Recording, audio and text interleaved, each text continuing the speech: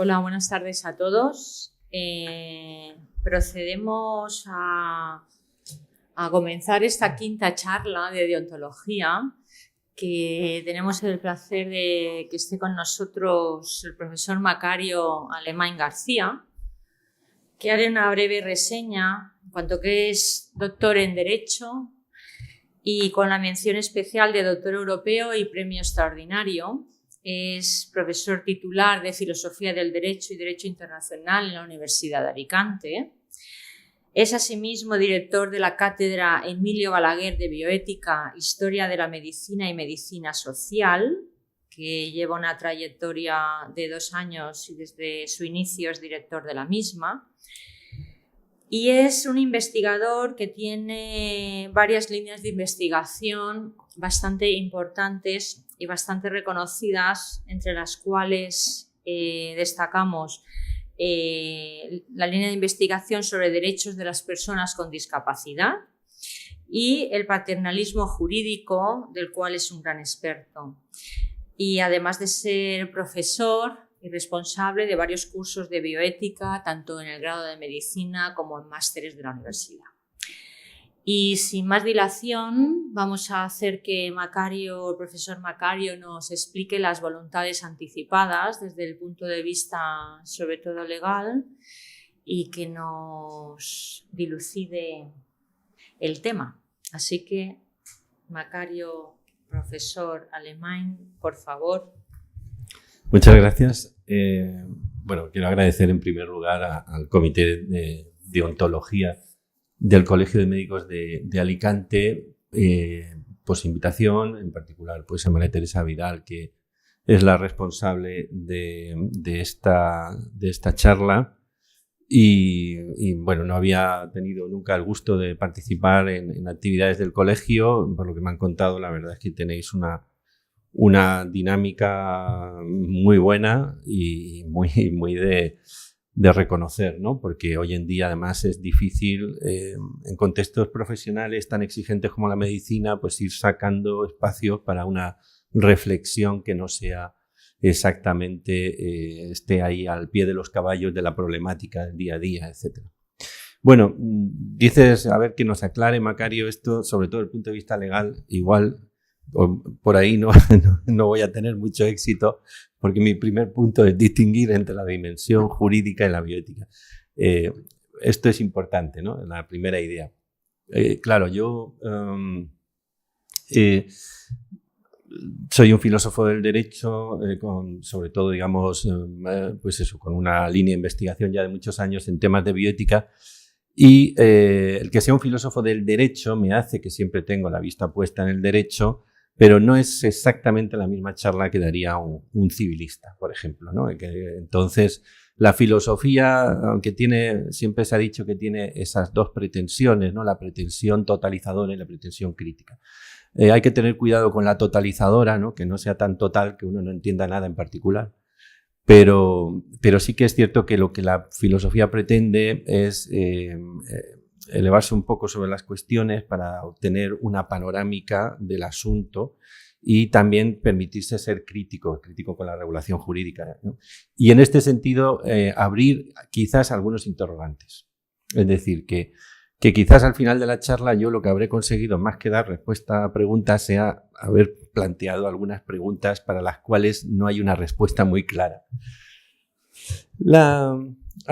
Lo de la dimensión jurídica y bioética, no obstante, no es en absoluto fácil de ajustar, ¿no?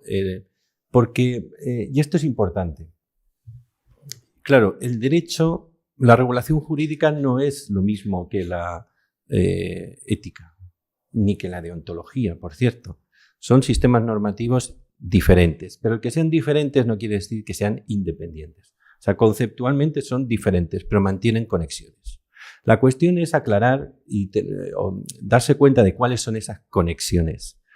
No es lo mismo preguntarse si tal cosa está justificada sin más, a preguntarse si tal cosa es desde el punto de vista del derecho ilícita o lícita. No es lo mismo. Justificada sin más quiero decir un nivel ético, y ese es el nivel de la bioética. No es lo mismo. Sin embargo, el derecho de hoy en día, el derecho del Estado constitucional, tiene una pretensión de legitimidad muy fuerte. O sea, pretende que sus regulaciones están justificadas. Con lo cual, conceptualmente no es lo mismo, pero hay conexiones. La primera de ellas es que nuestro derecho pretende fuertemente que regula de manera justificada la realidad. Eso a lo que nos lleva es a que el derecho, en contra de lo que suele pensar el profesional sanitario, no es algo, digamos, muy determinado como reglamentario, que una vez que se ha determinado la norma, eso se aplica sin más, y que el problema es de conocer cuál es la norma. ¿Por qué? Porque esa pretensión fuerte de corrección del derecho lleva a que hay mucho que decir en cuanto a la interpretación de las normas. Es decir, ahora veremos algunas cuestiones que se plantean y yo no les puedo decir. Y la respuesta jurídica es esta, porque la respuesta jurídica depende precisamente de cómo interpretes las normas y esto en última instancia está vinculado con ciertos valores. O sea, que no hay esa separación tajante entre razonamiento jurídico y razonamiento bioético. Y una cosa es, ya veremos cómo el razonamiento jurídico pues tiene fases y momentos de razonamiento de tipo bioético. Bueno, entrando en el tema, se me pide que hable de voluntades anticipadas. Lo primero a señalar, o lo segundo, es que hay una cuestión terminológica confusa, porque se están utilizando una variedad de expresiones más o menos con el mismo significado. En nuestra propia legislación. Se utiliza la expresión voluntad anticipada y también la de instrucciones previas y también la de testamento vital y otras que hay por ahí funcionando, ¿no? La legislación en este sentido no ha optado desde el convenio de Oviedo, ahora lo veremos, hasta la ley de la Generalitat Valenciana, no se ha uniformizado el criterio. ¿Significan lo mismo? Básicamente sí. ¿Se usan en el mismo sentido? Básicamente sí. ¿Hay algún matiz que puede variar? Pues también. El que haya esta disparidad de denominaciones pues no es deseable. Quizás la que digamos yo creo que está ahora ganando, ¿no? Imponiéndose, es la de voluntades anticipadas, la que ha elegido precisamente el Colegio de Médicos, el COMA, yo diría que sí, que es la que más o menos habéis acertado ahí en ese sentido. La que está, perdiendo fuerza es la de testamento vital. ¿Por qué la de testamento vital? Pues porque hay muchos civilistas, sobre todo, que dicen que el testamento es la expresión de una voluntad post-mortem y el testamento vital es, por definición, la expresión de una voluntad pre-mortem. Entonces, esto no sería una traslación del significado de testamento impropia. Yo creo que tienen algo de razón y se puede prescindir de testamento vital. Por otro lado, refleja algo que es lo esencial de esta idea de voluntad anticipada y es que algo muere, o sea, no es la pérdida de la vida, pero sino la pérdida de la autonomía, ¿no? El testamento para cuando no tenga autonomía. Esto son cuestiones de palabras y aquí no hay una solución tajante, es decir, es el sentido en el que se usan los términos, va variando, pero que sepan que para cierta parte de la doctrina lo de testamento es siempre la expresión de una voluntad para post-mortem, ¿no? Y que en ese caso no sería correcto. Bueno, también conviene distinguir entre la voluntad anticipada y el documento de voluntades anticipadas. La voluntad anticipada es un hecho, es un fenómeno mental, o sea, es el desarrollo de la decisión que toma una persona sobre aquello que quisiera, ¿no? ¿Cuál sería su voluntad en determinadas circunstancias que veremos? El documento de voluntades anticipadas es plasmar ese estado mental, ¿no? Exteriorizarlo y ponerlo por escrito en un documento que además está formalizado, que las autoridades. El asunto jurídicamente se trata de tal manera que casi se entiende que lo importante es únicamente el documento de voluntades anticipadas. Yo diré que esto no puede ser así por una sencilla razón, porque el documento, como toda entidad lingüística, requiere de interpretación para su aplicación. Requiere de interpretación. Y siempre que requerimos de interpretación, vamos a encontrar diversas posibilidades, diversos criterios interpretativos. El más importante, ¿cuál es? En este caso sería, ¿qué es lo que quiso decir quien escribió esto? O sea, lo cual remite al hecho de la voluntad anticipada, el documento y el hecho. ¿Qué quiso decir? En las leyes, por ejemplo, la intención del legislador es un instrumento interpretativo que aparece junto a otros, que además se discute mucho sobre el valor de la intención del legislador, pero pueden aparecer otros sobre cuál es la interpretación más coherente de esta ley con el resto de leyes. ¿Cuál es la más coherente? ¿Cuál es la más...? En este caso veríamos que estaría más bien en la órbita contractual. Lo que se trataría de dilucidar qué es lo que quería realmente esta persona cuando puso aquí esto, ¿no? Entonces, conviene distinguirlo, ¿no? Esto sería algo análogo a la distinción entre el consentimiento o el rechazo a un tratamiento y el documento de consentimiento informado, que no es lo mismo, ¿no? En este caso, casi diría, el documento tiene más importancia por lo que veremos a continuación, pero no es lo mismo. Otra distinción. Los documentos de voluntades anticipadas ya está la práctica desarrollada en el sentido de que van acompañados del nombramiento de representantes. Esto no es necesariamente así. Lo hace, bueno, la ley ya no predetermina que se nombrarán representantes. Son, digamos, dos prácticas que han ido confluyendo de forma natural por razones obvias. ¿Por qué se nombran representantes? Pues por lo que acabo de decir, porque el documento de voluntades interpretadas no deja de ser, anticipadas, perdón, un texto que requiere de interpretación. Ante dudas interpretativas, resurge la pregunta de quién decide, ante diversas alternativas de interpretación, cuál es aquella que refleja mejor la voluntad de quien escribió. Entonces, es una especie de, digamos, salvaguarda o reafirmación del principio de autonomía, ¿no? Yo que preveo que cuando llegue el momento de aplicación del documento se pueden presentar dudas, nombro representantes a ciertas personas que me parece que son bien capaces de interpretar cuál sería mi voluntad en ese caso. Bien. Aquí todo el tema de la representación es muy complejo y en cuanto aparece representación vamos a tener abiertas todas las posibilidades de comprensión de lo que es la representación. En derecho civil, bueno, en derecho constitucional también, siempre ha habido dos modelos de representación.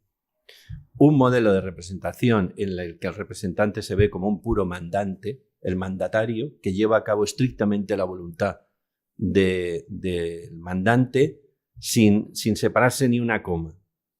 Y un modelo de representación en el que el representante trata de promover los mejores intereses del representado, no de seguir su voluntad paso a paso. Por ejemplo, aunque es otro ámbito del derecho, en el derecho constitucional español los diputados y los senadores tienen un mandato representativo, no imperativo. O sea, ¿eso qué quiere decir? Que no se considera que estén atados a ninguna voluntad expresada por el electorado, sino que deben cuidar los intereses del electorado de la mejor manera posible, conociendo sus valores, Pero esta idea, estos dos polos de la representación como puro obedecer órdenes del mandante o la representación como protección de los intereses del representado, están siempre presentes y nos van a generar ciertas tensiones. Bueno, luego hay que distinguir entre la voluntad real, la voluntad subrogada y la voluntad hipotética. Voluntad real es lo que es el fenómeno mental por el que una persona en un determinado momento, ¿no?, lleva a cabo una deliberación y genera, digamos, toma una decisión de lo que quiere. Y esto se puede dar o no se puede dar. ¿Sí? Y requiere, para empezar, que el sujeto se lo plantee. La voluntad subrogada es cuando otra persona en nuestro nombre toma una decisión sobre qué es lo que se debe hacer en algo que nos atañe a nosotros, con nosotros. Pero no, esa persona puede utilizar como criterio, como he dicho anteriormente, para tomar una decisión, lo que piensa que es la voluntad real o si la conocía, u otro criterio. Otro criterio. Y la voluntad hipotética es una construcción racional, no es un caso de voluntad real. Es lo que pensamos que debiera ser el caso, es lo que pensamos que se debería hacer según ciertas circunstancias, ¿no? La voluntad hipotética sería la idea esta, por ejemplo, del decisor racional, ¿no? ¿Qué es lo que quisiera una persona que si esa persona fuera racional en una situación como esta? Puede darse el caso de que nosotros no conozcamos la voluntad de alguien, no tengamos acceso a representantes de esa persona y entonces tomamos una decisión con este estándar, ¿no? ¿Qué es lo que haría alguien racional en una circunstancia como esta? Y luego, por último, yo, así, de distinciones a tener en cuenta, porque luego las vamos a aplicar, distinguiría entre lo que es la voluntad anticipada general y la voluntad anticipada específica. La voluntad anticipada general coincide con los documentos de voluntades anticipadas que ustedes conocen, donde lo que viene, la previsión es una previsión general. Tengo aquí, por ejemplo, de la Comunidad Valenciana, el último modelo, que dice lo siguiente. Si marcas la casilla, dice: declaro que si en un futuro no soy capaz de tomar decisiones sobre los cuidados de mi salud como consecuencia del deterioro físico y o mental que por cualquier causa que impida una vida acorde a mis valores y sin expectativas de supervivencia según la ciencia médica, quiero que se tengan en cuenta mis deseos, ¿no? Por ello, para cuando llegue el momento de finalizar la vida, expreso las siguientes voluntades anticipadas. Que no se inicien o bien se retiren si ya han empezado a aplicarse las medidas de soporte vital invasivas o cualquier otra cuya finalidad sea únicamente prolongar mi vida. Que se me administren los fármacos que sean necesarios para el control de cualquier síntoma que pueda causar dolor, sufrimiento, padecimiento o malestar y que me proporcione un digno final de mi vida. Que si el personal que me asista se declarase contrario a los supuestos anteriores, quiero que mi voluntad esté garantizada y recibir atención por personal sanitario respetuoso con mis deseos. A este documento, esto sería lo que se entiende por voluntad anticipada general y está pensada para el proceso al final de la vida, que es el caso paradigmático. A este documento, después de la aprobación de la Ley Orgánica 3/2021 sobre regulación de la eutanasia, claro, recientísima, se le ha añadido la siguiente cláusula que también se puede elegir. Es independiente de la anterior. No se eligen las dos juntamente. Declaro que este documento tenga la consideración formal de solicitud para la prescripción de eutanasia, siempre que se cumplan los requisitos establecidos por la ley vigente de regulación de la eutanasia. ¿No? Y continúa. Esto es muy importante.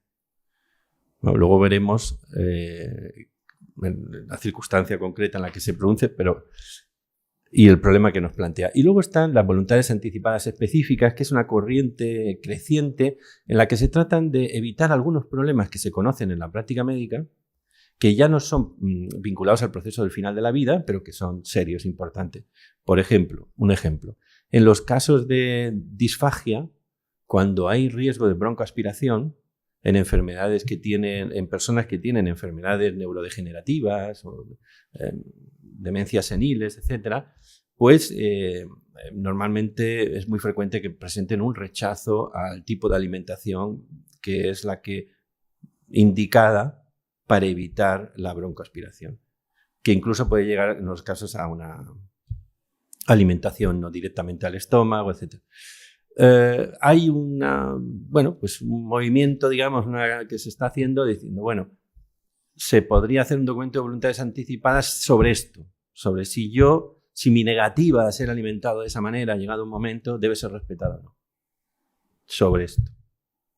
Claro, esas personas no están en circunstancias cercanas a la muerte. Esas personas pueden continuar tiempo indeterminado comiendo así. El problema es que no quieren y entonces, esos documentos, ¿qué nos ayudarían o qué no a las personas que están trabajando con ellos para tomar una decisión? Serían documentos de voluntades anticipadas específicas. También hay quienes hablan de planes de decisiones, o sea, ya un conjunto de decisiones que se van a tomar en el contexto de un tratamiento de una persona y con el equipo médico va, digamos, acordando varias decisiones ¿no? Y esto es interesante. Bien. Bueno, el régimen jurídico de las voluntades anticipadas, y ya les digo que no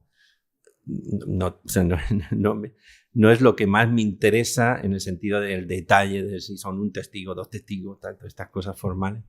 Pero bueno, el régimen jurídico de las voluntades anticipadas es, como ocurre en España últimamente, un lío.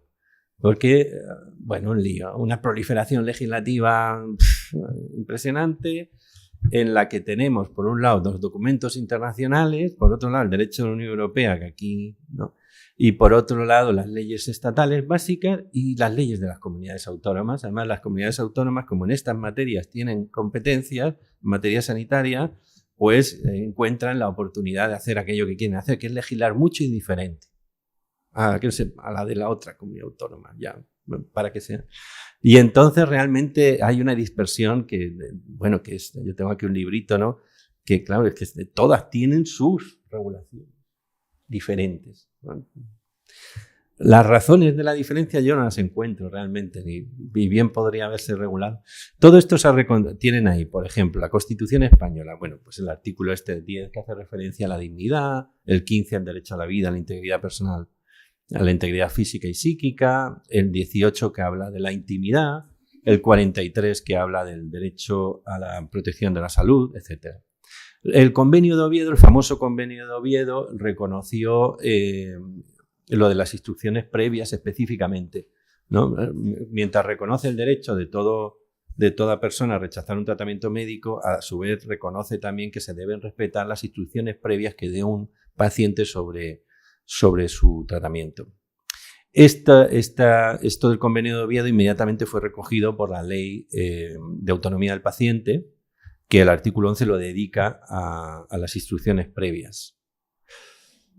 Y luego tenemos el decreto que crea el registro de voluntades, regula el documento de voluntades anticipadas y crea el registro de la Comunidad Autónoma de Valencia, una ley del 2018 valenciana específicamente sobre derechos y garantías de la dignidad de la persona en el proceso de atención al final de la vida, donde tiene pues la regulación. Y luego, últimamente, el artículo 5.2 de la Ley Orgánica de Regulación de la Eutanasia, donde aparece esto tan relevante, que es que cuando la eutanasia, ahora mismo, para solicitar la ayuda a morir, se requiere que la persona que lo solicita sea capaz de tomar decisiones. Ahora veremos que hay un lío con esto montado, pero que sea capaz en sentido fáctico, que tenga la autonomía fáctica suficiente. ¿Qué ocurre si no la tiene? Si es una persona incapaz en este sentido fáctico. Pues si no la tiene, la única opción de que se le preste ayuda a morir es que haya firmado previamente un documento de voluntades anticipadas. La única. Si no, no entraría, no tendría esa posibilidad. Ahí no vale consentimiento subrogado ni nada. Con lo cual se tornan extraordinariamente importantes, ¿no? Porque se tornan extraordinariamente importantes y claro, y una pregunta, que ya les digo que venía yo aquí a plantear algunas preguntas, me temo más que a resolverlas, que yo me he hecho es la siguiente. Bueno, ahora veremos, vamos a ver, fíjense, estos son los datos, ustedes los conocen mejor que yo, pero bueno, pues la pregunta, ¿cuántos hay registrados, no? ¿Cuántos? Y vemos que en la Comunidad Valenciana hay 30.402 en enero del 2021, es este dato. Documentos de voluntades anticipadas registrados. Esto equivale como a 6 por 1000 habitantes, más o menos. De aquí habría que tener en cuenta que hay un número importante de extranjeros que tienen también una tradición, ¿no? Y que porcentualmente los extranjeros tendrían mucha más costumbre de hacer estos documentos, porque no te saben proporción de extranjeros que hay, ¿qué tal? Evidentemente vienen de países donde está más desarrollado. En el contexto nacional, pues unos 336.000. Bueno, esto, una población de 44 millones, no sé cuántos estamos descendentes, pero es muy poco realmente, es muy poco. Pero si se fijan en la tendencia es al alza clarísima, es decir, desde 2013 al 2021 pues se ha multiplicado, ¿no? por 2 prácticamente. Y yo creo que es previsible, con lo de la ley de eutanasia, un número muy creciente y que esto va a tener mayor importancia, una importancia creciente.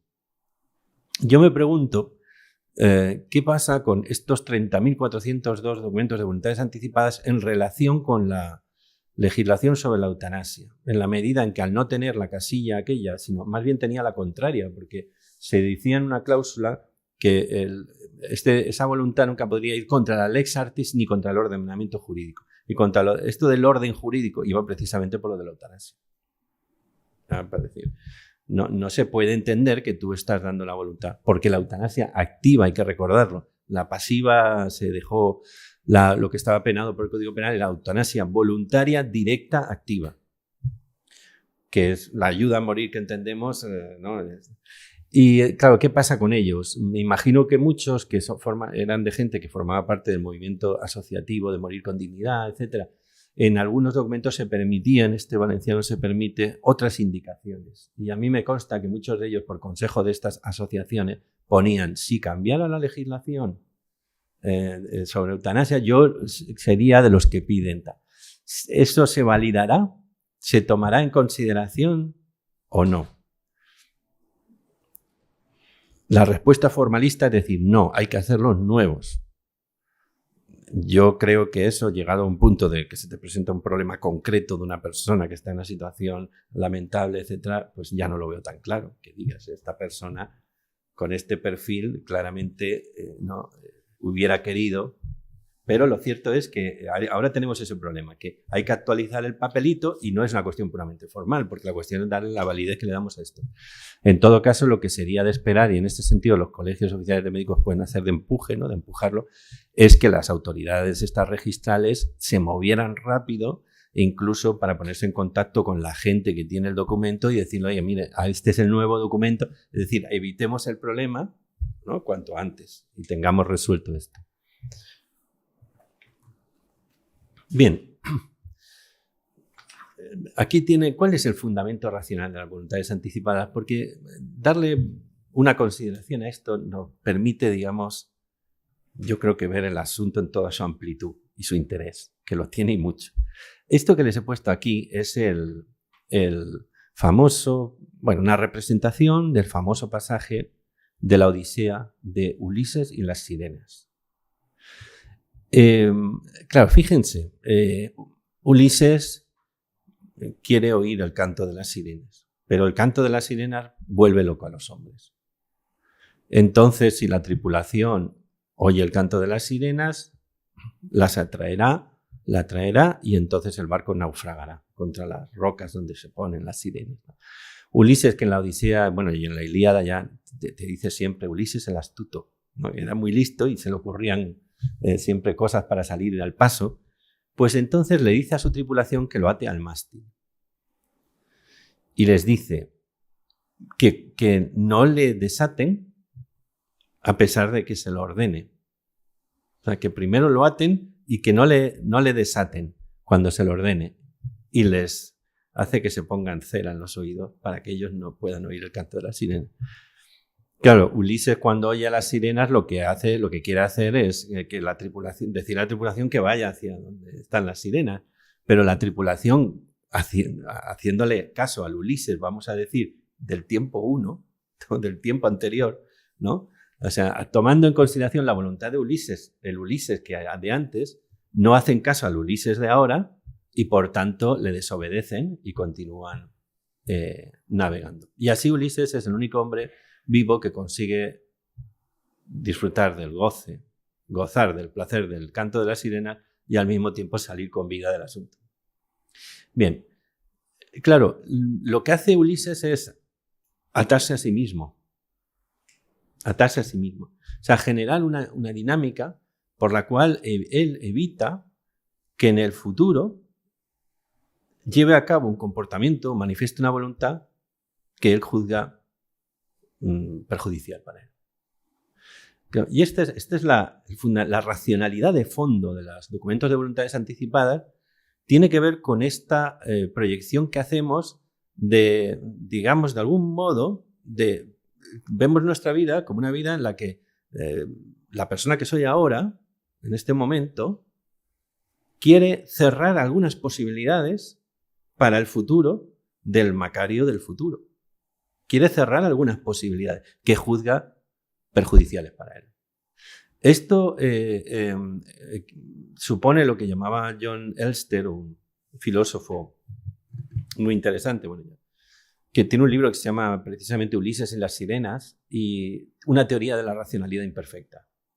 ¿Y por qué es una teoría de la racionalidad imperfecta? Porque estas teorías de la racionalidad que yo comparto mucho y que a mí me han dado mucho juego para sostener casi blasfemamente un ámbito de paternalismo justificado, son teorías que ponen de manifiesto que la racionalidad es un modelo Y la razón humana, digamos, es una capacidad que se tiene en un grado mayor o menor y que además tiene en relación con las circunstancias mayor o menor incidencia en la capacidad de movernos, de tomar decisiones. Es decir que el hombre es un ser racional es confuso.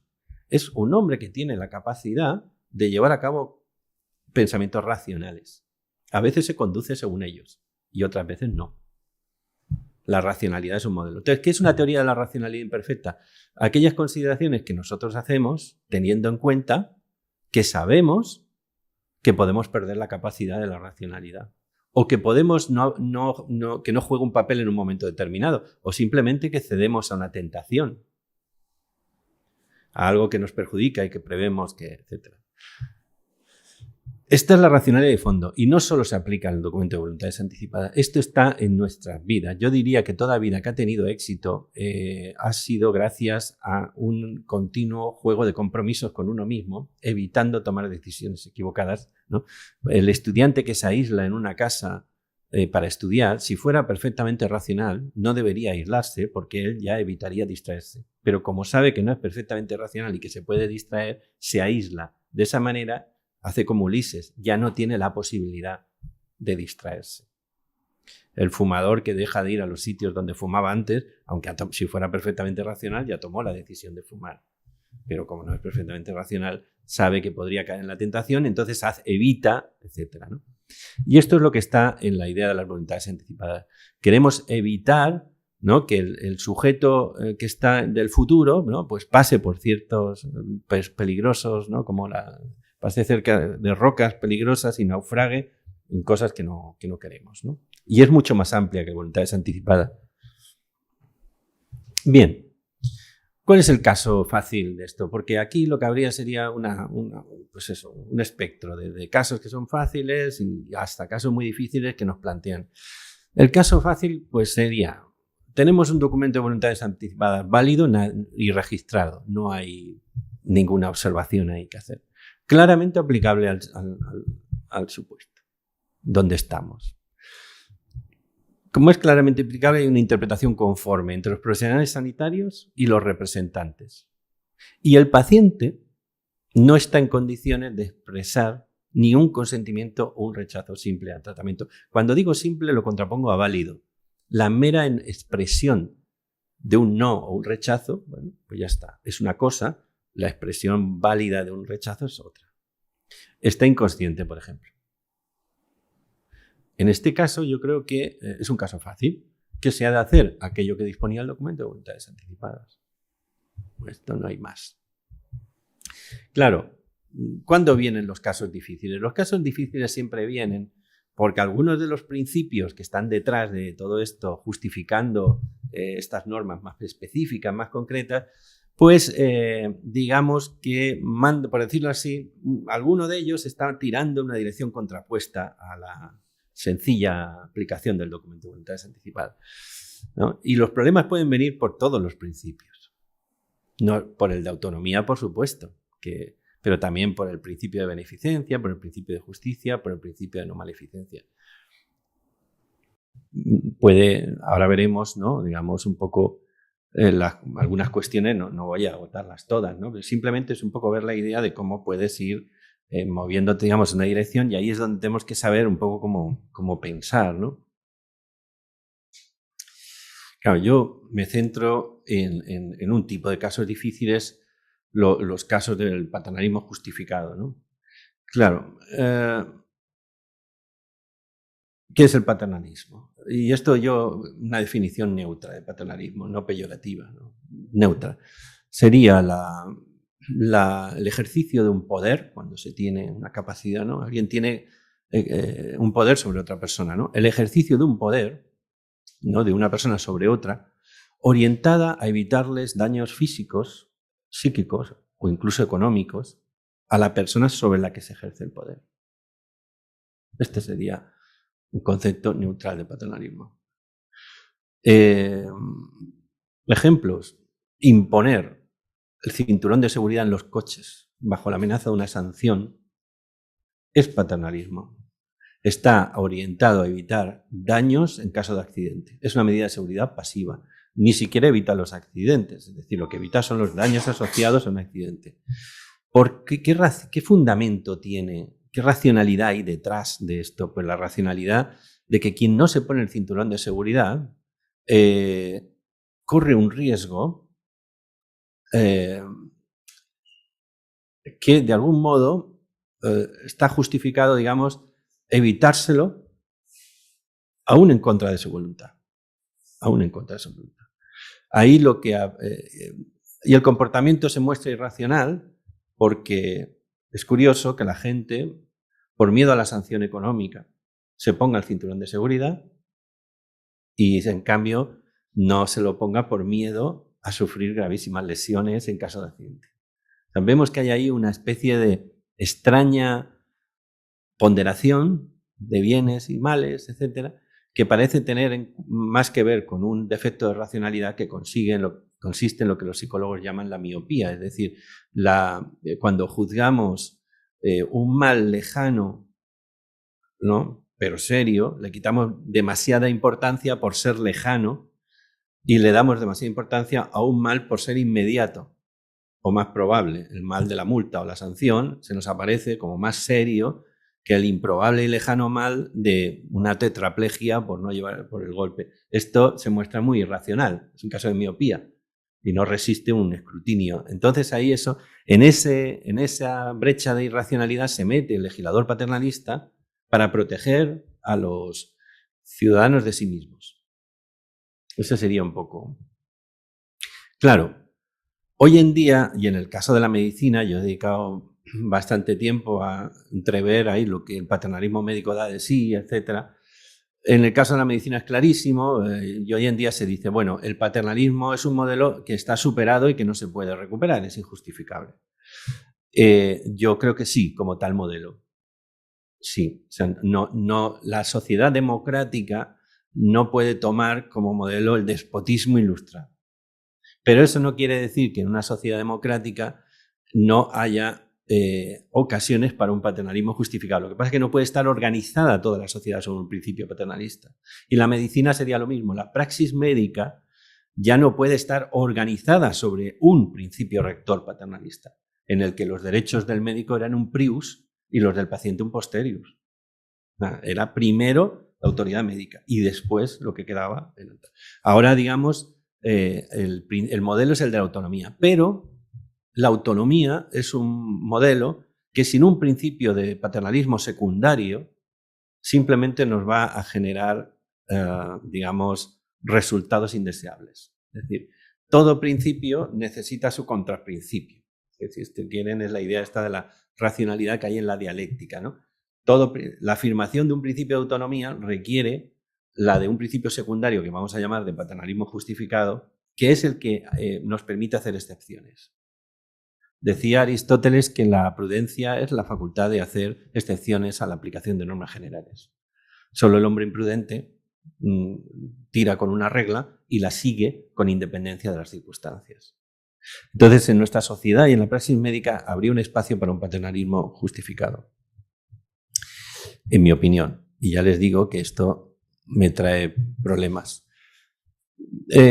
Claro, ¿qué ha pasado recientemente? Ya esto es lo que, digamos, un poco, voy a ir un poquito más rápido para terminar, que me estoy extendiendo de más.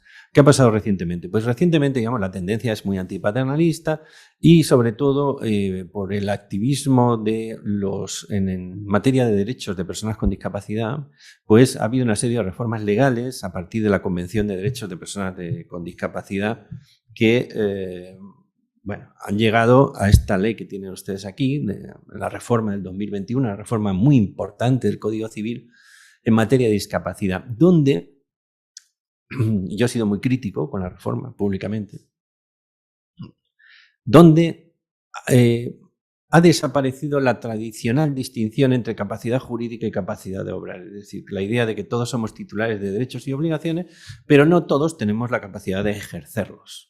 Por ejemplo, los niños no la tenían y no la tenían muchas personas que se consideraban con discapacidad mental e intelectual y que habían sido incapacitadas legalmente y sometidas a tutela. tutelas y curatelas, tutelas por representación. Bueno, a partir de esta reforma, con un espíritu, en mi opinión, equivocado, pero bueno, la cosa es que se concreta una serie de reglas donde ya desaparece esta idea de que de la distinción entre capacidad jurídica y capacidad de obrar. Por extraño que parezca, lo quieren quitar de ahí, se quita. Yo creo que luego veremos en la praxis esto en qué queda. Y ahora mismo,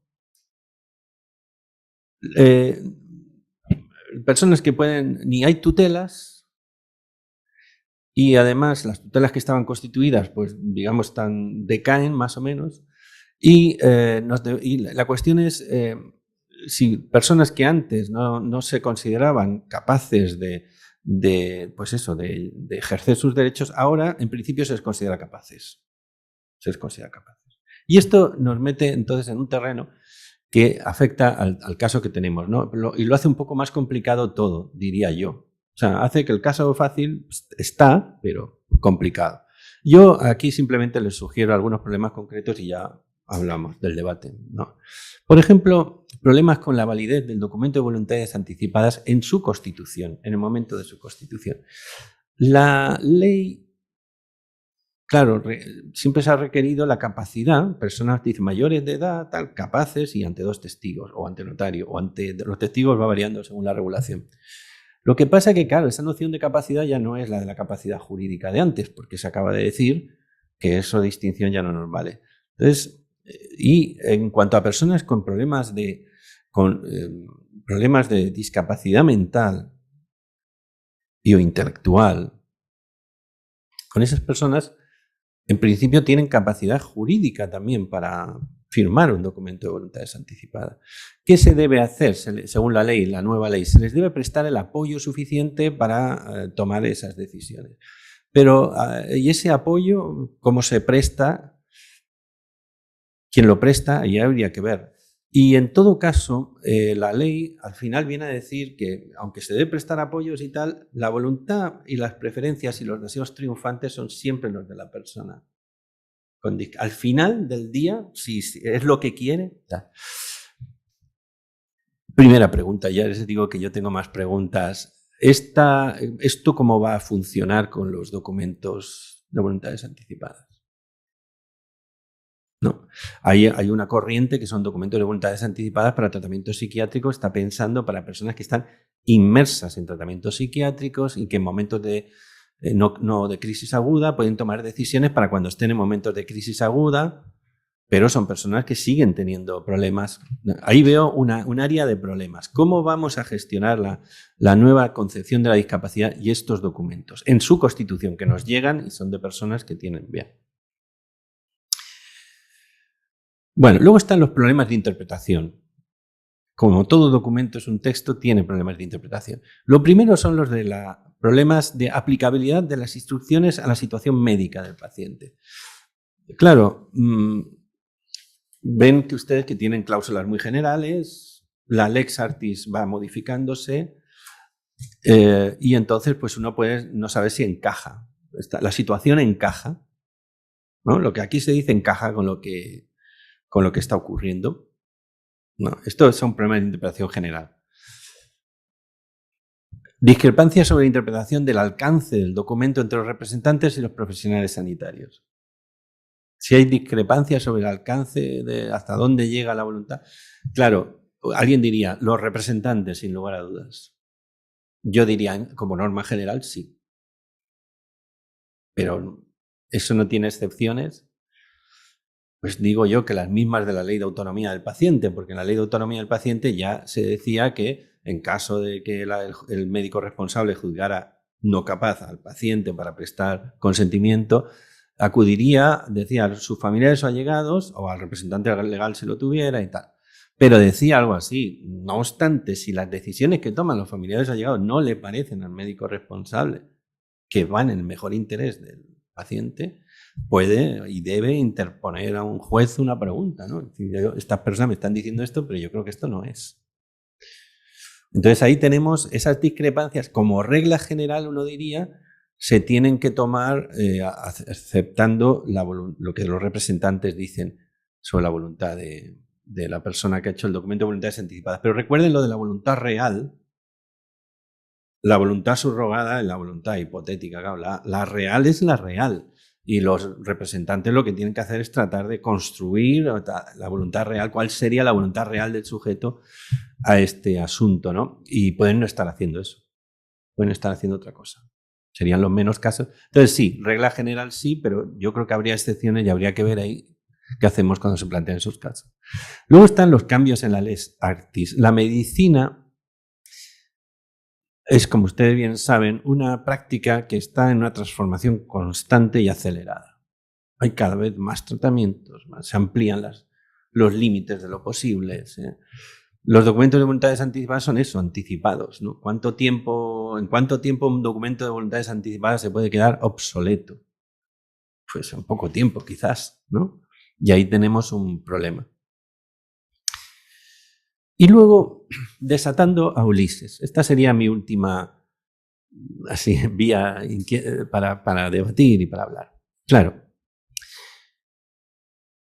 En el caso fácil, el paciente no expresa ninguna voluntad. Pero, ¿qué hacemos con la gente que sí es capaz de expresar un consentimiento o un rechazo simple al tratamiento? Cuando digo simple, lo manifiesta. Claro, ¿por qué pongo desatando a Ulises? Porque si la nueva filosofía de la discapacidad mental o sensorial es que, bueno, se dicen cosas tan radicales como que la discapacidad, bueno, radicales, a ver, radicales cuando lo pones en contexto con un problema. Se habla de diversidad funcional, es decir, no ni siquiera hay una despatologización de estas situaciones, ¿no? Entonces, este es un punto en que dices, no, tú ya hablas de enfermo mental, pero en realidad esa persona tiene unas características que son diferentes a las normales y que con tales características, pues él tiene una diversidad funcional. Y todo esto está muy bien, pero vivimos en un mundo con, por ejemplo, personas que avanzan progresivamente en enfermedades neurodegenerativas o en enfermedades vinculadas a la edad, etc. Bien, Ulises, cuando estaba atado, le decía a la tripulación que lo desatara, pero previamente había cerrado esa posibilidad. Y distinguimos entre el Ulises racional y el irracional. La pregunta es si esa distinción entre el racional e el irracional se rompe, atenúa, se desmigaja en la idea de que toda persona tiene capacidad y por tanto un principio normativo de autonomía, de respeto por sus decisiones. ¿De qué nos sirven los documentos de voluntades anticipadas? Sí, nos servirían en el caso en que no pueden expresar una voluntad para reconstruirla. Pero cuando hay una voluntad deberíamos tomarla en consideración.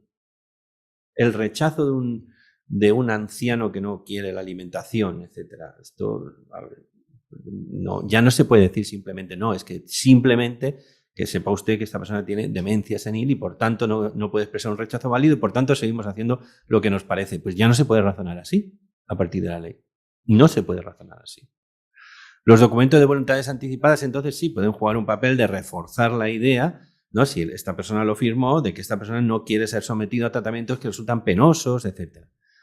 Pero también podríamos encontrarnos en discrepancias en las que, poco probable, pero imagínense que la discrepancia viene porque la persona que está en las circunstancias, digamos, de pérdida de control cognitivo tal fuerte, pues, por ejemplo, no coincida su voluntad con la del documento de voluntades anticipadas. ¿Eso equivaldría a una revocación? Y claro, son esencialmente revocables. Todos los testamentos, los patrimoniales y los vitales son esencialmente revocables. Pero siempre se ha pensado que el revocador tiene la misma capacidad que el otorgante. Pero si el revocador ha perdido la capacidad como cuestión de hecho, o sea, ya no es una persona, tiene problemas cognitivos serios, aún así debería. ¿Hasta qué grado esta nueva reforma de filosofía nos debe conducir? O sea, ¿qué se le debe pedir ahora a alguien en términos de capacidades para admitir que está produciéndose una revocación? Y aquí surge todo el identitarismo en el que estamos inmersos jurídica y políticamente, en las teorías de la identidad. Porque hay quien dice que es que el problema es que la persona del caso de 80 años con demencia senil tiene una identidad diferente a la anterior, que el otro se ha permitido atarlo, pero él se quiere desatar. Y esto ya no lo podemos conceptualizar del mismo modo que antes. Yo creo que es un antipaternalismo estricto en el que la voluntad, aún expresada simplemente, tiene peso.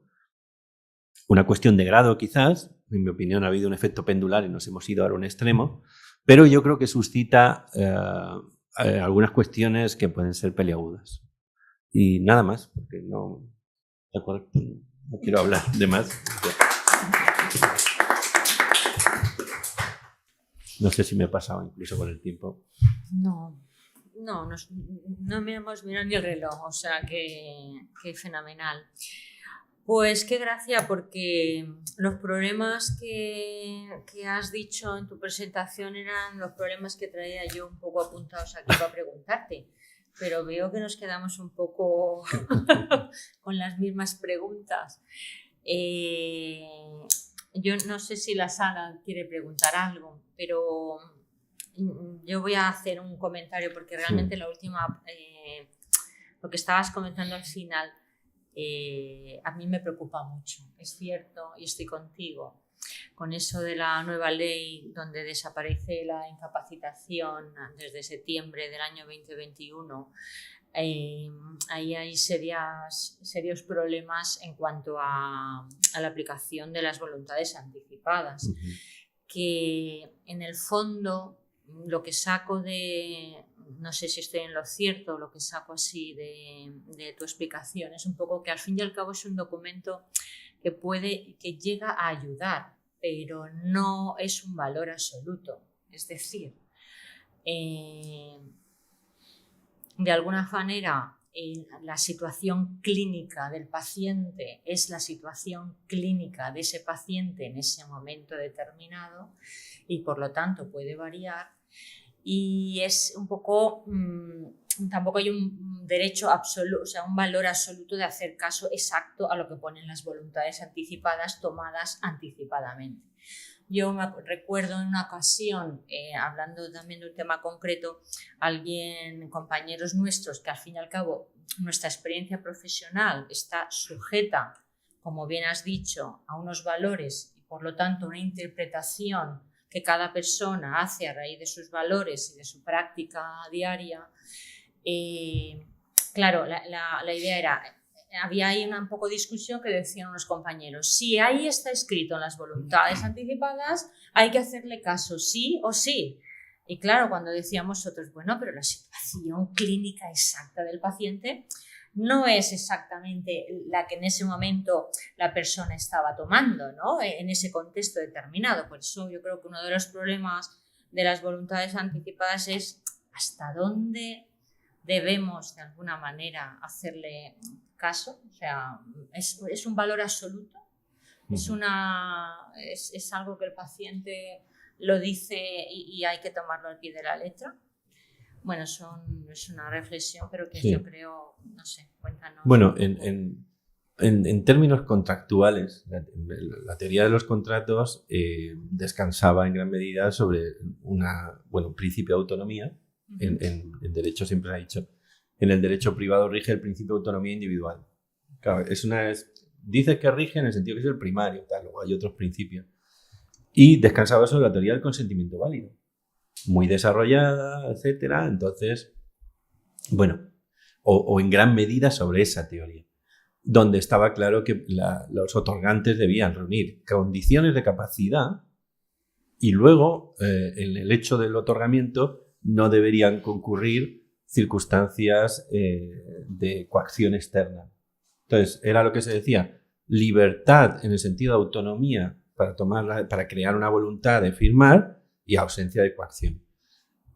Y con todo luego había, hasta en la más tradicional doctrina, había elementos paternalistas.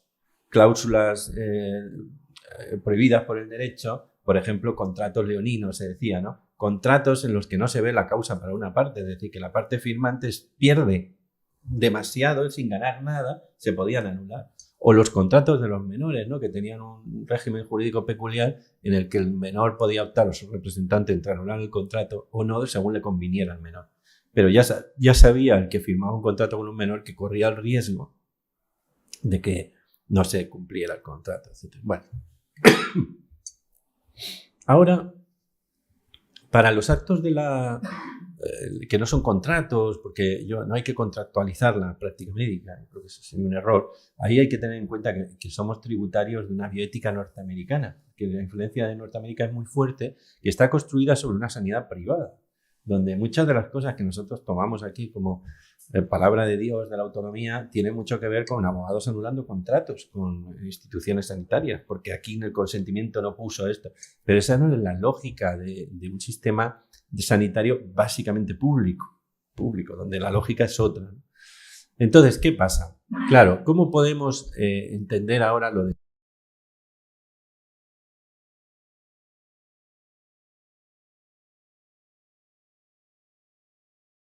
Pues es difícil pensar que puede prescindir. O sea, tendrá que tener, de algún modo, cuando primero en origen, cuando se constituye, tendrá que haber ciertas condiciones que se cumplan que nos hagan pensar que eso es una voluntad válida. Y luego, el problema del cumplimiento, cuando llega el momento de aplicarlo, pues en el momento de aplicarlo, de nuevo, si la persona que digamos, el Ulises atado, resulta que dice cosas, ¿cuál es la relevancia de las cosas que dice el Ulises atado y si coinciden o no con el documento de voluntades anticipadas, ¿no? ¿Qué cuenta como una revocación? Lo que decía yo al final. Yo creo que esto no está resuelto todavía y que se va a ir resolviendo en la praxis. En general te diría, me dices tú, ¿es un valor absoluto? No, pero es que no, porque ningún texto, la ley, decimos, la ley, el imperio de la ley, fíjate, utilizamos la palabra imperio, el imperio de la ley. Pero claro, ¿cuál es el imperio de la ley? El imperio de la ley estrictamente es el de la secuencia de letras que tiene la ley. O sea, de lo único que estamos seguros, del legislador cuando aprueba una ley, lo único de lo que está seguro es que esa concreta secuencia, esto es como los documentos, los textos sagrados, que esto que pone aquí es la ley, pero de las interpretaciones de esto ya no las controla. Tiene su idea el legislador de cómo deben interpretarse, pero lo interpretan los tribunales, los aplicadores del derecho y los ciudadanos.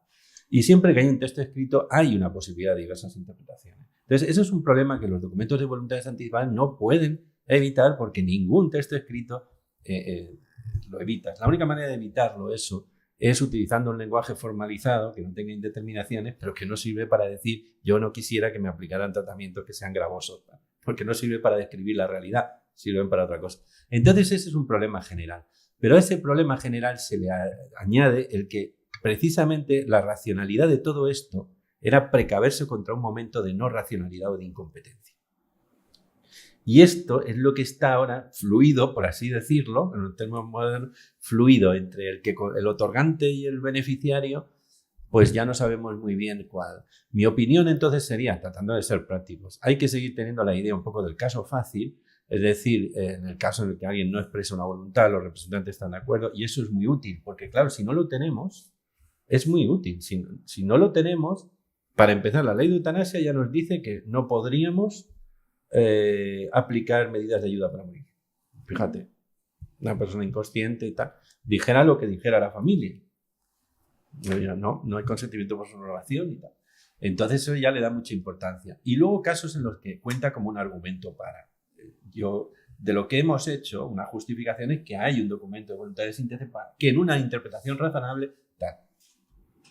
Pero nos deja, yo creo que la cuestión no nos va a resolver, o hay que ver cómo hacemos, en muchos casos que son crecientes, que es esta progresiva degradación de las capacidades cognitivas, por ejemplo, gente en residencia, ¿no?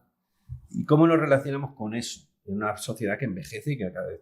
Yo creo que ahí va a haber todavía mucho que dilucidar sobre si esto que se ha hecho de decir ya no hay esto de consentimiento válido, tal, hay un problema básico que yo he criticado muchísimo, que es el tratamiento unitario de la discapacidad.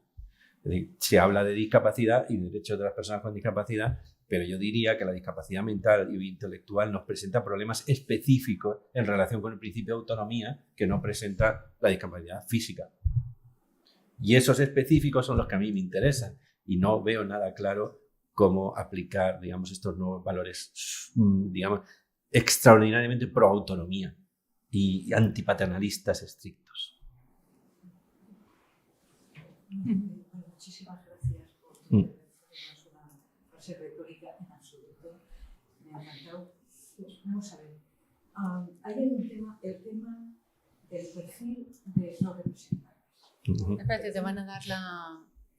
Sí, que para que lo digamos. Sí, un tema que ha surgido, y además me ha surgido, bueno, porque el otro día, bueno, pues en un medio de comunicación veo que se plantea por parte, en este caso, de la Iglesia Católica, pero parece ser que algunas otras instituciones lo han planteado, es decir, digamos, de ofrecer en las propias iglesias el propio documento. El documento debe tener algunas variaciones, parece ser incluso que se ha pactado con la Consellería de Sanidad, en este caso concreto, también parece ser al País Vasco, en el cual, digamos, esto surge, digamos, después de la ley de eutanasia, diciendo que eso que no se les aplique. Eso para empezar. En segundo lugar, que habrán representantes que ofrece la propia institución y que son los que llevarán al sitio correspondiente, los que harán claro, esos representantes que son, digamos, de la propia institución, es decir, no sé cómo conocen los valores de esa persona. Es verdad que la persona que recurre a esa institución, sea la iglesia u otra, hombre, tiene unos valores concretos y eso es así, ¿no? Los cuidados paliativos, no sé qué, porque eso está especificado, ¿no? Entonces, pero claro, ¿cuál es el perfil del buen representante? ¿Cuál es el mejor, igual que hablamos del perfil del mejor médico, del buen médico, cuál sería el mejor el representante, ¿no? Porque personas que sirven para cualquiera que se acerque, que le hacen las gestiones y que luego, bueno, pues si se da el caso, no lo sé, me parece extraño, me parece complejo, extraño, no lo sé. En este tema, tienes toda la razón, vamos, en este tema hay muchos problemas con la noción de representación, quién la ejerce y dónde estamos ahora. Lo que se ha hecho, la reforma, tradicionalmente en España había una representación informal por parte de la familia y de los allegados. En algunos casos se había incluso organizado un poco la jerarquía, digamos, ¿no? Acuda a este y este tendría la palabra. Claro, decir tiene la última palabra, tal, pues no era tan riguroso. ¿Qué ha pasado con la reforma? Pues todo esto efectivamente está moviéndose, cambiando. Hay una cierta, diría yo, desapoderamiento de las familias en favor de... Las familias no querían esta norma, las familias que tenían, por ejemplo, yo qué sé, una persona que tenía pues una enfermedad mental, un síndrome de Down, cuando llegó a la mayoría de edad, con mucha frecuencia las familias iniciaban un procedimiento de declaración de incapacitación y nombramiento de tutela, ¿no? Para extenderla. Estas familias ahora eso ya no lo pueden hacer, ya no existe tal cosa, la persona con ese problema digamos tiene muchísima más capacidad y yo siempre sostuve que el ejercicio de esa incapacidad iba a terminar en manos de abogados, de asociaciones, de alguien que iba a rogarse, digamos, una función representativa con el acuerdo de estas personas, ¿no? Que ya no son mis padres, pero ahora Y esto puede estar bien en algunos casos y en otros casos puede generar inquietud sobre el respecto. Entonces, claro, en este caso, una asociación vinculada a la Iglesia Católica o directamente a la Iglesia Católica, pues entonces, claro, efectivamente hace el documento para evitar. No, sería innecesario, porque como ya les he dicho, si no hay capacidad de expresar tal y no hay documento, no hay tal. Eso ya. Pero a mayor abundamiento. Pero esas dudas sobre la coincidencia de intereses entre representados y representantes, pues claro, son dudas crecientes. Lo que la normativa decía era primero lo de nombrar 2 representantes y aconsejaba, en algunos casos lo imponía, que uno no fuera familiar, estuviera vinculado por parentesco hasta el 2º grado ya fuera consanguinidad o afinidad. Esto junto con otro representante. ¿Vale? Entonces, uno podía ser familia, pero el otro evitarlo. Esto tenía cierto sentido. ¿Por qué? Pues la sospecha de que a veces la familia tiene intereses espurios en relación con... Y esto cualquier médico en la práctica sabe que muchas veces las razones por las que la familia se niega o lo contrario a un tratamiento no son claras en términos de... Pero ahora es que estamos en un terreno muy diferente, muy diferente. porque si lo vinculamos, si cruzamos los dos problemas, el problema de la falta de capacidad como cuestión de hecho, enfermedad mental está, y la determinación de representantes más abierta y asociacionismo. Entonces, mi respuesta es que me parecen procesos que van a dar problemas y que nos vamos a encontrar con crecientes, eso, ¿no? Es decir, y este representante que resulta ser de una asociación que está representando a 250, que tiene un perfil muy ideológico, a mí, médico en este caso particular, me parece que es la mejor expresión de...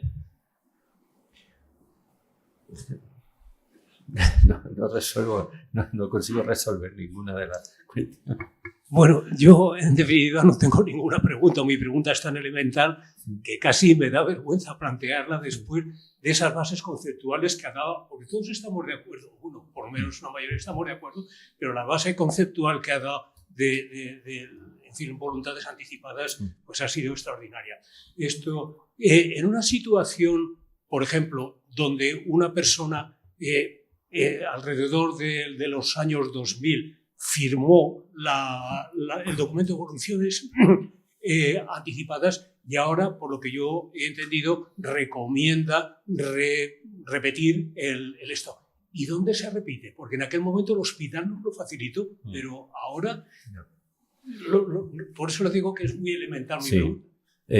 Yo es que creo que, bueno, las administraciones sanitarias tienen la obligación de informar y proveer de documentos de voluntades anticipadas cuando ven una situación en la que una persona todavía está en unas condiciones, dices, pero yo es que lo que proponía antes, yo creo que eso va a generar problemas con los comités de eutanasia, porque les va a llegar el problema, es decir, les va a llegar el problema de una persona que estando inconsciente tenga un documento de voluntades anticipadas y que tenga o bien escrito a mano esa indicación, o bien que no, pero uno interprete que claramente sería el tipo de persona que quisiera, ¿no? O sea, si era la persona que lo que decía es no me metáis soporte vital.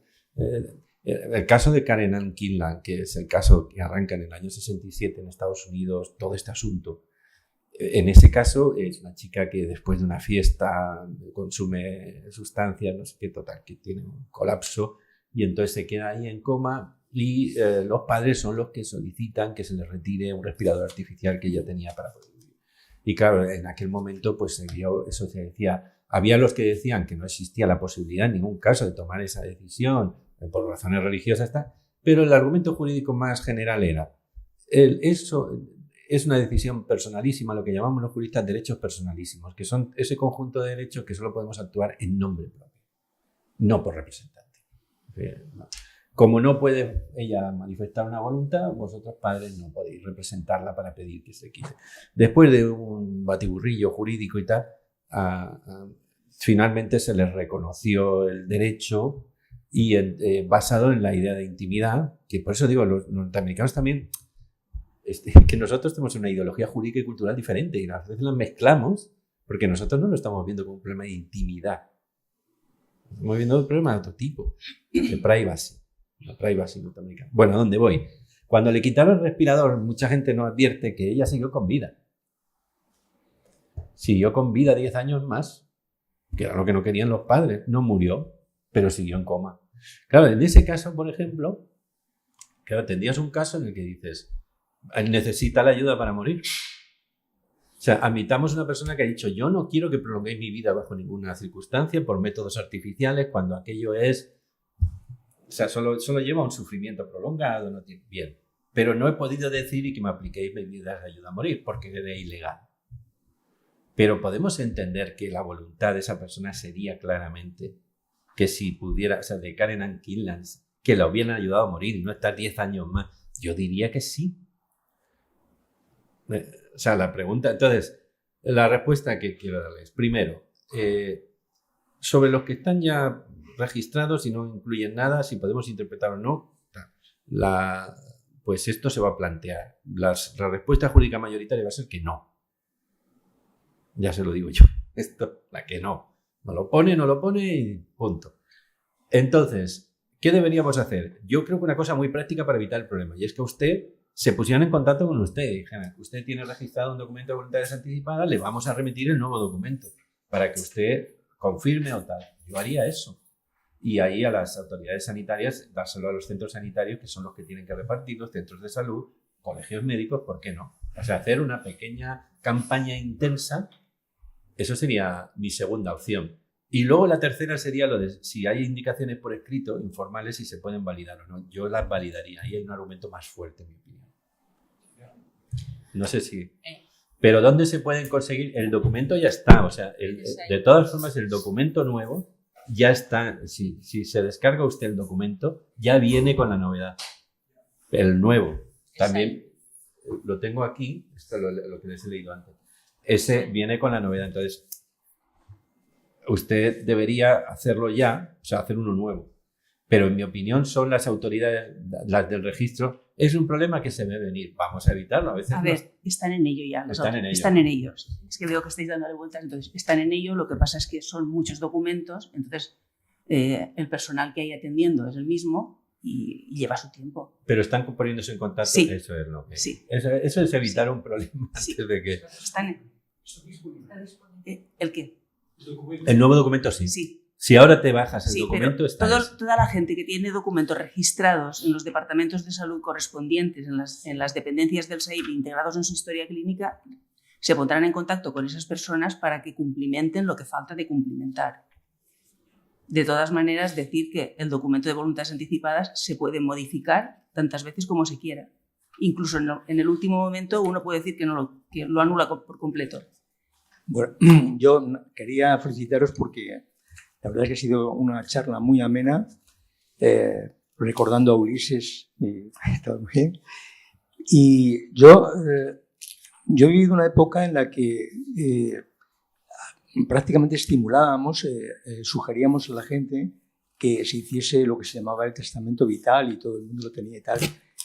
Pero al oírte, a mí me suscita la duda, a lo mejor te he interpretado mal, pero yo no sé hasta qué punto ahora mismo tiene validez el hacer estos documentos cuando estás hablando tanto de interpretaciones y que si no dice de una manera y tal. O sea, quiero decirte, yo realmente, ¿tú crees que yo me voy a hacer el testamento vital o las quiero decir, realmente eso va a influir en las personas que luego, porque luego lo que has comentado también de los parientes y de los representantes, ¿no?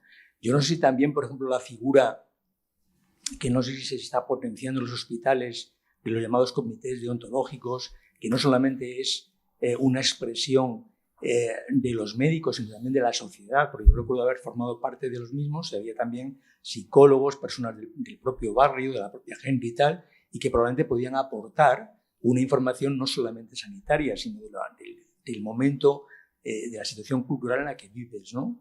Entonces, no sé, son algunas dudas que se me plantean. Y luego, bueno, para terminar, porque no quiero ser... ¿hay alguna diferencia entre que yo viva en el País Vasco, en Madrid o en Galicia sobre esta amplia legislación que hay, que parece que no es muy diferente, pero que te quería preguntar? Sí, bueno, la primera pregunta yo claramente diría si es aconsejable hacerlos. Lo seguiría aconsejando. Yo creo que además hay que generar una cultura de esto. No se me entienda a mí al señalar lo que pasa es que yo señalo algunas dificultades. Esto es, como decía un autor de filosofía del derecho sobre el derecho mismo, sobre la ley, decía, entre el noble sueño y la pesadilla. El noble sueño es la idea de que el derecho siempre está determinado, los jueces lo ven con claridad y se aplica a los casos de manera que... Y la pesadilla es que el derecho nunca está determinado, los jueces se inventan las soluciones y aquí siempre hay alguien que puede discutir lo que la ley dice. Pues estamos entre el noble sueño y la pesadilla. Evitar los problemas no los podemos evitar todos, ni siquiera nombrando representantes, porque en última instancia uno puede ver una discrepancia tan grande entre la interpretación normal y la representante, que en ese sentido la profesión médica es una profesión que yo entiendo que busca desesperadamente, y lo hace a través de protocolos, busca desesperadamente encontrar, digamos, seguridad en el proceder, ¿no? Porque además... Si yo me equivoco, pues capaz que suspendo a alguien inmerecidamente, pero si un médico se equivoca, pues capaz que mata a alguien y esto no tiene arreglo. Pero no, el documento, lo que quiero decir es que el documento de voluntades anticipadas no va a eliminar toda la problemática sobre qué hacer, va a eliminar una gran parte. Por ejemplo, el caso fácil se ocurre con mucha frecuencia. La persona ya no está en condiciones de... Y eso es muy importante, ¿no? Incluso en esos casos te puedes encontrar con una familia que te dice que no quiere que tú le apliques la eutanasia, por ejemplo, a su padre. Y ahí hay que tener el valor de decir, yo tengo el documento de voluntades anticipadas. Hay que tener el valor de decirlo porque, como sabemos, los muertos no demandan, demandan los vivos. Entonces te enfrentas a quien te puede presentar un problema jurídico. Pero yo, por ejemplo, en tema de donación de órganos, se desarrolló una praxis que yo siempre he criticado, ¿no? Con gente que era la de convencer a la familia con independencia de lo que hubiera anteriormente, o cuando no, yo decía, si no había una oposición expresa anterior de tal, tira para adelante y no. ¿Pero por qué? Por ese miedo al conflicto, o miedo justificado en parte, o para evitarlo, para atenuarlo. Entonces sí que hay que hacerlo, y van a tener una virtualidad de resolver muchos casos, pero no todos. Y en ese sentido lo que pasa es que lo que tenemos ahora, digamos, es una confusión creciente sobre lo que es una voluntad que debe ser respetada. Creciente. Claro, esto no mejora un documento que ya tiene sus peculiaridades al ser anterior al momento en el que se te aplica, que puede pasar. Y sobre todo con cómo debemos considerar la voluntad de las personas que la expresan en relación con tratamientos médicos y que, sin embargo, tienen serios déficits de capacidad cognitiva, serios. Entonces, ¿y qué papel juega ese documento entonces en relación el papel de revocación? Porque decían, se puede revocar en cualquier momento, pero ¿qué cuenta como una revocación? Pues puede ser algo oscuro ahora. ¿Qué cuenta como una revocación, no? Porque es algo oscuro que cuenta como nada la expresión de una voluntad simple. Pero vamos, yo creo que además contribuye a cambiar una cultura que tiene mucho que ver con el tema de la eutanasia. Hay en España una cultura que es muy latinoamericana, latina, en el sentido de que a las familias les cuesta mucho tomar decisiones que supongan limitar el esfuerzo terapéutico con sus familiares. Entonces, no hablemos ya si se trata de comer o beber, que deje de alimentarse. Pues a lo mejor es lo único digno que puedes hacer con una persona. Pero que eso es una cosa, y otra cosa es que tú digas, sí, deje de alimentar a mi padre, estoy de acuerdo con eso. Pues esto a lo mejor no se puede decir, está mucho. Y el documento de voluntades anticipadas es un apoyo para todos, incluido la familia. Que de esta manera, ¿no? Yo en bioética a veces propongo, para tratar un poco de ver la bioética como si tú, o sea, ¿cómo podría justificar una decisión ex post? Antes de tomar una decisión, pensar, si yo hago A, ¿cómo podría justificarlo? Y si hago no A, ¿cómo podría justificarlo? Indudablemente un documento de voluntades anticipadas es un argumento en favor de una decisión. Ahora, ¿es un argumento concluyente siempre? No. Puede haber argumentos de signo contrario que merezcan ser ponderados en ciertas circunstancias. Bueno, yo, si me dejáis un poco para poner un poco de matizaciones. Yo desde hace 16 años llevo un comité de bioética, presido un comité de bioética en un departamento. Tengo que decir que no hemos tenido nunca ninguna consulta acerca de documentos de voluntades anticipadas, pero bueno, sí que es verdad que he trabajado bastante el tema y bueno, hay algunas cosas que me gustaría un poco matizar. Lo primero es que el origen de los documentos de voluntades anticipadas fue un poco el potenciar la autonomía del paciente a la hora de tomar decisiones y sobre todo en el aspecto de evitar tratamientos excesivos para pacientes, tratamientos que no son deseables, ¿no? Y bueno, y evitar sobre todo también ir en contra de los deseos del paciente. Está claro que de todas las terminologías que hay, de todos los matices que hay dentro del tema de las voluntades anticipadas, lo mejor sería llegar al punto de la planificación anticipada de cuidados y de tratamientos, que es lo que se planteó en su momento en Estados Unidos a la vista del fracaso tan absoluto que fue allí el tema de los testamentos vitales, que ni aun incentivándolos a los médicos que eran los responsables de atender a los pacientes en el Medicare, se consiguió nunca que superaran un 5% dentro de la población. O sea, eso fue un fiasco, ¿no?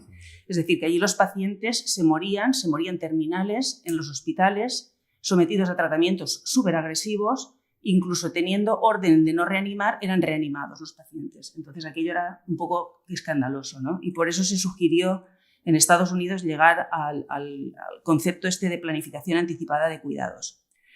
Bueno, desafortunadamente en este caso en Europa no hemos adoptado esa filosofía que yo creo que es la más útil. Es decir, el médico, y yo creo que aquí los médicos de familia tienen que decir mucho, pero sobre todo también los médicos especialistas que atendemos a pacientes crónicos con patologías que sabemos dónde van a terminar, deberíamos de hacer un esfuerzo por sentarnos con los pacientes, por discutir, por hablar sobre la muerte, algo que es tan contrario en España, a hablar un poco de la muerte, de qué es lo que a usted le gustaría, cómo se lo imagina usted, si querría usted esto, si querría usted lo otro.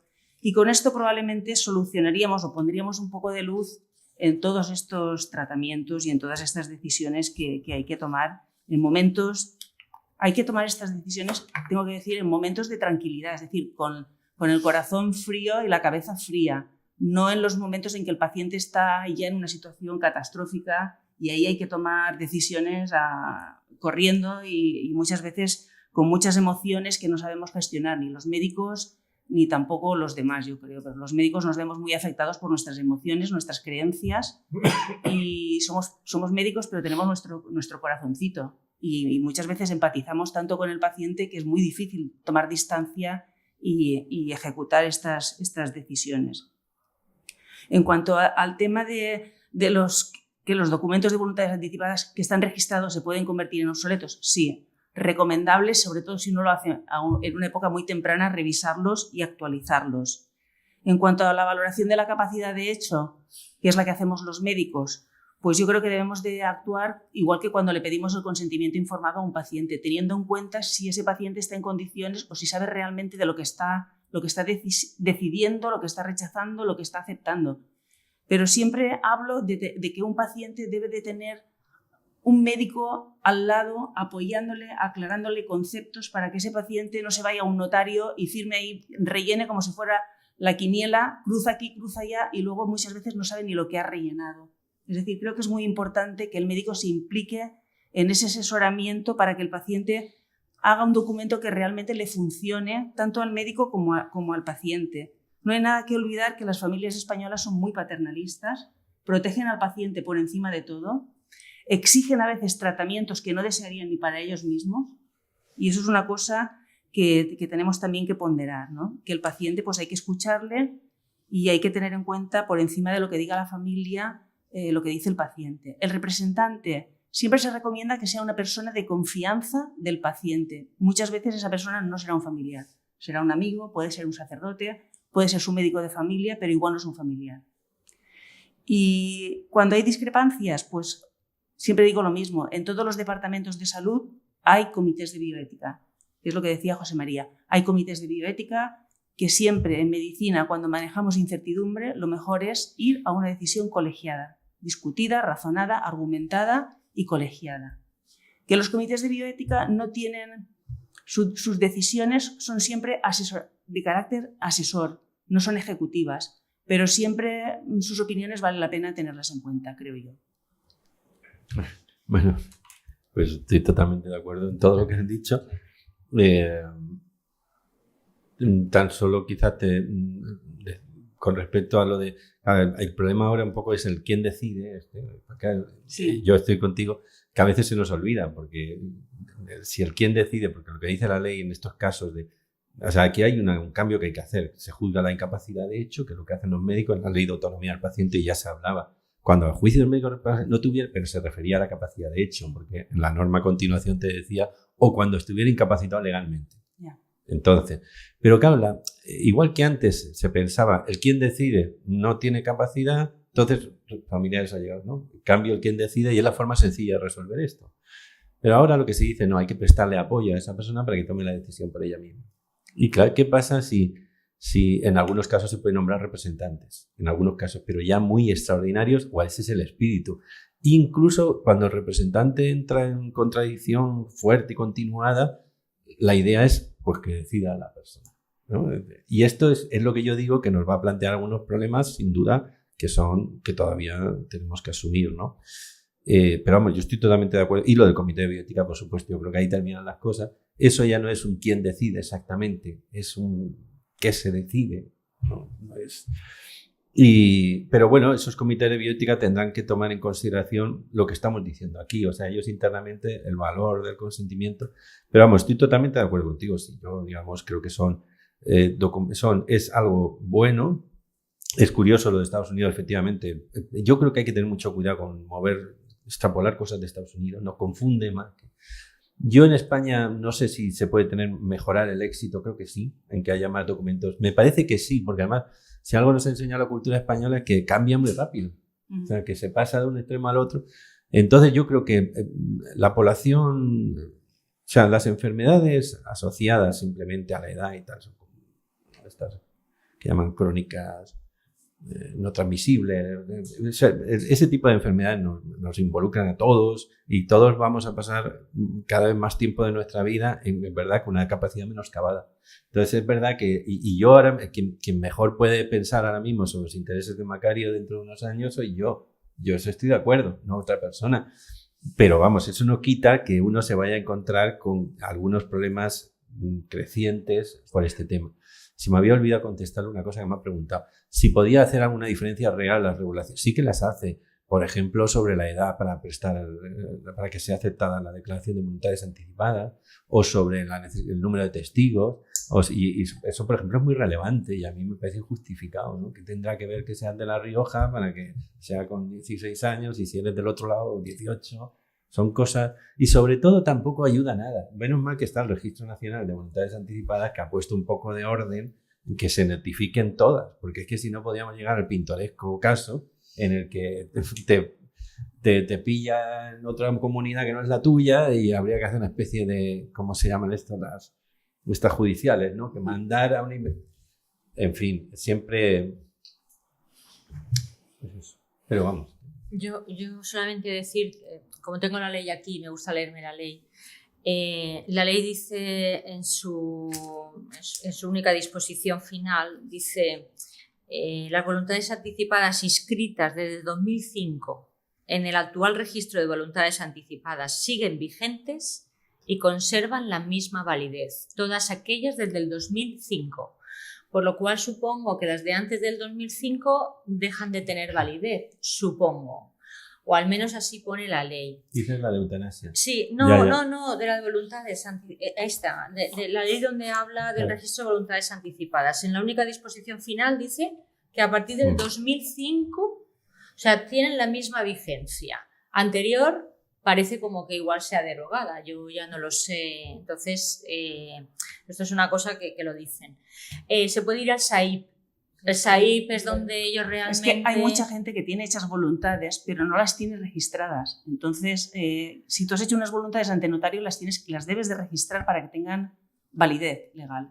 Los notarios tienen la obligación de comunicarlo. Sí, deben de registrarlas. Pero también es cierto que a mí, que también, vuelvo a repetir, siempre que a esto me gusta leerme la ley, y es de lo que hablas, claro, se habla mucho de las voluntades anticipadas, pero fijaros, la ley, en el fin y al cabo, en el artículo 7 de su capítulo 2, habla de la planificación anticipada de las decisiones, Sí. que además, cuando hay una planificación anticipada de las decisiones, hay una abolición automática, o sea, de las voluntades anticipadas han estado antes escritas, es decir, realmente lo que se aboga de alguna manera...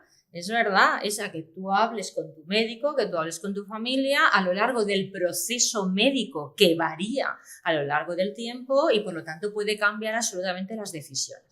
Como bien has dicho, yo creo, como bien ha dicho el profesor Alemany, sí que es cierto que yo me quedo mucho con la idea de las voluntades anticipadas van a ayudar mucho en esos casos fáciles. Creo que van a ayudar muchísimo, efectivamente. Lo que no ayudarán tanto y en cambio ayudaría muchísimo esa planificación anticipada de las decisiones es en esos casos más complejos. Y efectivamente creo que en el fondo hablar de la muerte de un momento frío con los familiares sería la mejor manera de hacer una planificación anticipada de las decisiones. Yo siempre digo... yo esto lo llego a hablar con mis hijas eran mis representantes en su momento porque saben muy bien lo que yo quiero y deseo. Hoy, que estoy bien y que estoy sana. Y sí que creo que la sociedad de alguna manera debe de cambiar y debe de hablar de esto y de la muerte, porque al fin y al cabo la enfermedad es un proceso, no es un estado concreto en un momento dado, sino muchos de ellos es un proceso a lo largo de la vida del personal. ¿Con qué te quedarías? ¿No? Un pequeñito, ¿nos dirías algo, Macario, para terminar? Bueno, pues a ver, yo creo que las observaciones que habéis hecho, estoy totalmente de acuerdo, muy pertinentes. Lo de la planificación, al final se tiene que constar por escrito también para otro momento, son como más complejas. Yo tengo cierta desconfianza sobre esas por ver por cómo se ha gestionado lo de los consentimientos informados. Que hay una que entre la praxis del consentimiento informado y lo que pensábamos que iba a ser, entonces esto ya es ir más allá, ¿no? Un médico que se sienta, tal. Los consentimientos informados ya sabemos todos. Bueno, en todo caso, yo, digamos, un poco en síntesis de lo que yo he querido transmitir aquí, me parece una herramienta muy útil en un mundo cambiante como el nuestro, en el que, sin lugar a dudas, ha habido un empoderamiento de la persona, el principio de autonomía, todos. Pero yo siempre digo, cuidado, porque lo de la excepción confirma la regla, este tópico, ¿no? Que es muy interesante pensar tiene varias interpretaciones, pero tiene una interpretación muy sencilla, nunca se habla de excepción sino por referencia a una regla, ¿no? Esa es la más sencilla, una interpretación conceptual. Pero tiene una interpretación que no es conceptual, sino valorativa. Ninguna regla seguida de forma absoluta, ¿no? Produce siempre buenos resultados. Es decir, termina produciendo resultados muy perversos. Entonces, por eso la excepción confirma la regla, quiere decir que la hace razonable. Entonces, el principio de autonomía, para que sea razonable, no puede hacer desaparecer consideraciones, ¿no? Que tienen que ver, por ejemplo, pues, con lo que supone lo que se está diciendo, etcétera, y consideraciones sobre la capacidad real que tiene la gente. Y yo, pues eso, un poco mi mensaje sería decir cierta prudencia en orden a que ahora pues, evaluemos la capacidad de la gente y veamos qué consecuencias tiene y no simplifiquemos, digamos, bueno, como hay una voluntad expresada, ya está. Es simplemente eso. Y agradecerles muchísimo su atención y esta invitación. ¿Alguna cosa, Adela? No. Bueno, pues nada, muchísimas gracias por vuestra atención a todos, ¿eh?